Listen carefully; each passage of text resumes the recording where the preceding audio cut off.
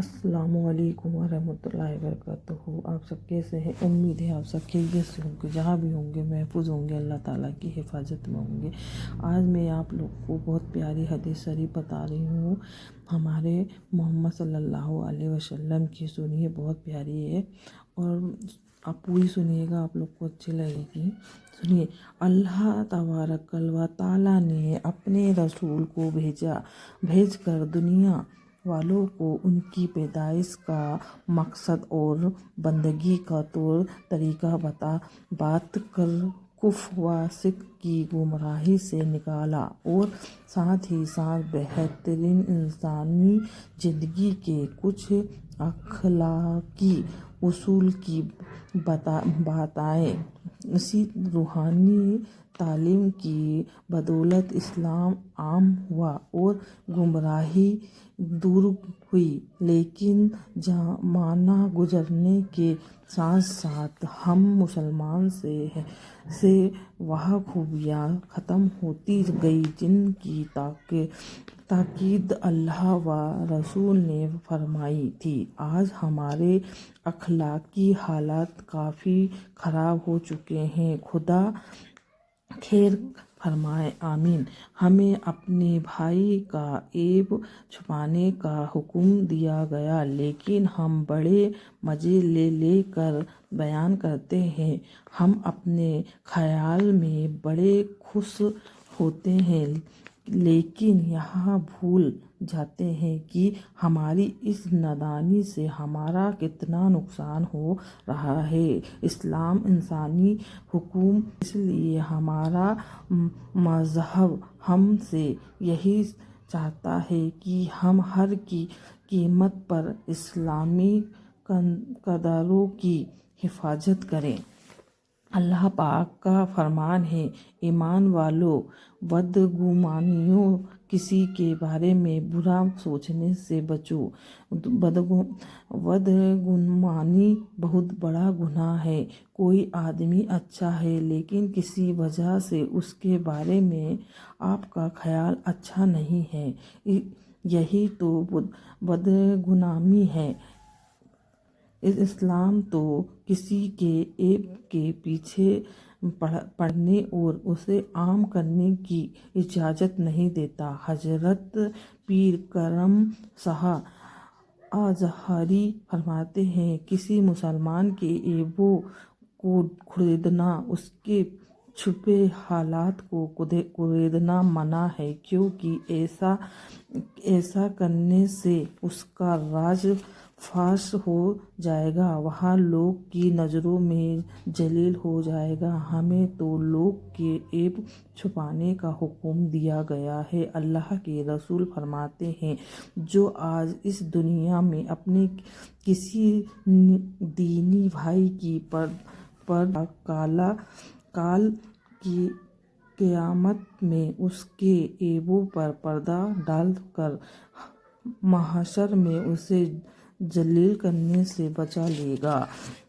حضرت شاہ ابوالحسن احمد نوری رحمۃ اللہ علیہ فرماتے ہیں، کسی کا عیب دیکھ کر اسے چھپانا بڑے ثواب کا کام ہے۔ یہ اللہ والوں کی عادت ہے، اسے تنہائی میں لے جا کر نصیحت کی جائے، یہی بزرگوں کا طریقہ۔ المومنین حضرت عمر فاروق اعظم مدینہ کی گلیوں میں گشت فرما رہے تھے۔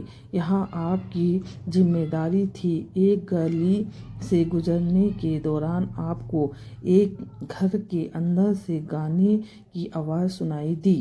آپ گھر سے اندر پہنچ گئے، اندر کا حال دیکھ کر تو آپ سے باہر ہو گئے اور فرمایا، اللہ کا دشمن، کیا تو نے یہ سوچ رکھا تھا کہ تو اتنا بڑا گناہ کرے گا؟ پھر اس نے کہا، امیر المومنین، آپ جلد بازی سے کام نہ لیجیے، غصہ نہ کیجیے۔ اگر میں نے اللہ کی ایک نافرمانی کی ہے تو آپ نے اس کی 3 نافرمانی کی ہے۔ اللہ کا حکم ہے کسی کی جاسوسی نہ کرو، آپ نے میری جاسوسی کی ہے۔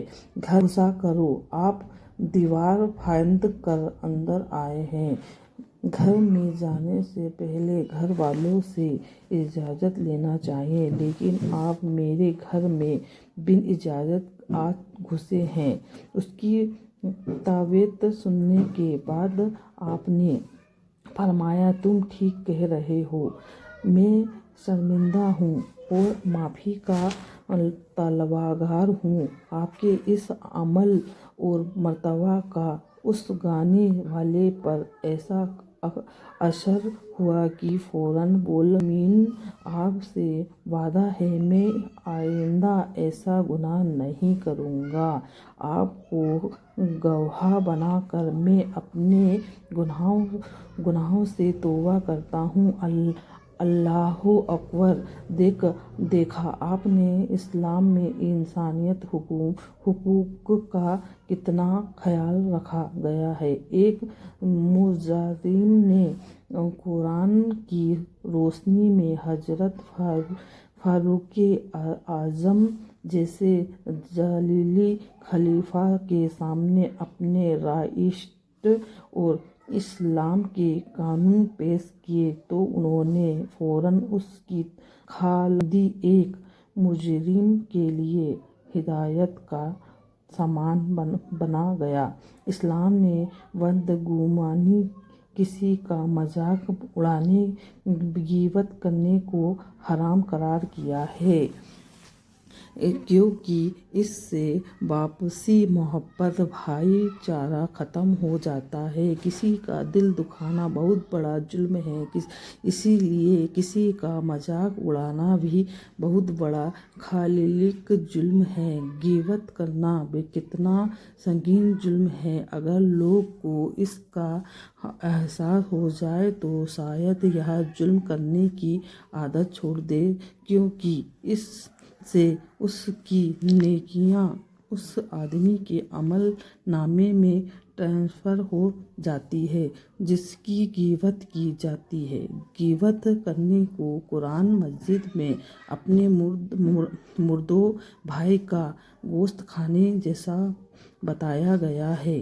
جوان تو جوان ہے، آنکھ یا انگلی کے اشارے سے کسی کا مذاق اڑانے کا اشارہ کرنا بھی گوہر نہیں۔